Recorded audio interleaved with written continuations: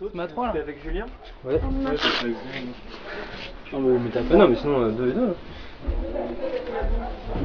Ah mais Quand on il reste qui? Ah non, 2 et 2 c'est bon. Ah oui, il y a Ménard aussi. Non, on est 10 là. Ah oui, le dernier il vous le fera 3. Toi tu l'as déjà fait aussi, toi? Non. Tu fais avec qui? Olive. On le fait avec Olive. Oui, avec Olive, mais à 3. À 3, vous faites tous les deux? Oui. Ouais. Je sais pas. Vous êtes prêts? Saint-Étienne. Le projet Place au changement.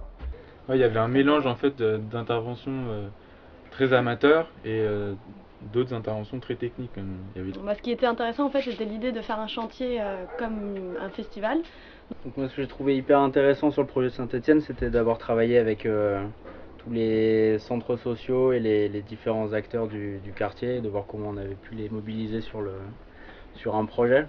Saint-Étienne, ce qui était assez stimulant en fait, c'est le côté conception, réalisation en fait, où tu dessines entièrement le projet et puis ensuite c'est la réalisation. Donc c'est ça qui est assez enrichissant et qui donne envie d'aller jusqu'au bout du projet, quoi. Moi, ce qui m'a enchanté, c'est de rentrer en lien avec des associations sur le lieu. Et aussi que c'était la première fois pour notre association qu'on traitait avec des entreprises. On peignait sur le mur une façade de maison et cette façade était un peu comme une question ouverte pour que les gens inventent un peu qu'est-ce qu'ils avaient envie de mettre dans cette grande maison. Donc... La bonne humeur, la musique, les grandes bouffes, les débats, tout ça, ça a ramené plein de gens et on a rencontré énormément de personnes de divers horizons. Ce que j'aimais, c'est que ça touchait vraiment à l'événementiel, à la construction, à l'espace public, au participatif. Bah moi Saint-Étienne, de toute façon je suis arrivé qu'à la fin, alors j'ai fait la fête et c'était pas mal. Moi ce qui m'a plu c'était que l'idée n'était pas de présenter un produit fini au public, mais que tout le monde puisse participer pour le réaliser. Mais j'ai bien aimé le produit fini, j'ai trouvé que en un mois c'était quand même beau d'avoir réussi à créer un espace tel quel et à créer surtout la vie autour de cet espace. À propos du TC. Le collectif UTC, qu'est-ce que c'est? Le TC c'est une bande de potes. C'est un groupe de potes. Ça fait 1 an qu'on est ensemble, à l'origine on était tous dans la même école, architecte avec une graphiste. Qui avait envie de faire des choses. Ouais. On a toujours envie d'en faire. On a toujours envie de faire des choses ensemble. Donc ça a commencé de faire des petits projets comme ça, des petites interventions éphémères dans l'espace public. Simplement un petit peu sortir du parcours scolaire et puis être productif à côté, passer au concret. Petite désillusion quand on est rentré dans le monde du travail en agence chez les architectes, où finalement on a l'impression de dépenser beaucoup d'énergie par rapport à une éthique qu'on n'avait pas. Et qui a trouvé son bonheur dans l'intervention dans l'espace public.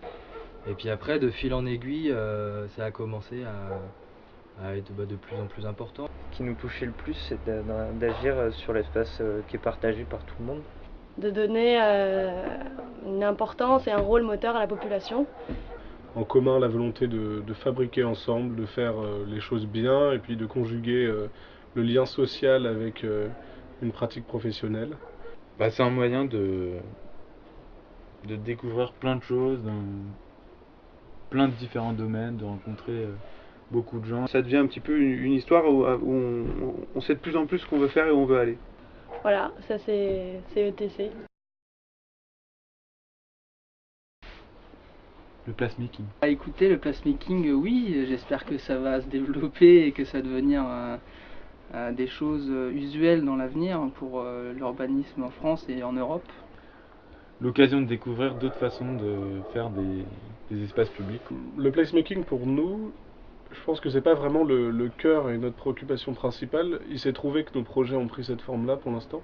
Mais ce qui compte, donc c'est, je l'ai déjà dit, de faire ensemble, de réaliser ensemble avec les gens.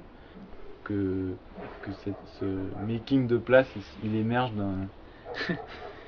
de plein de compétences, de plein de savoirs différents.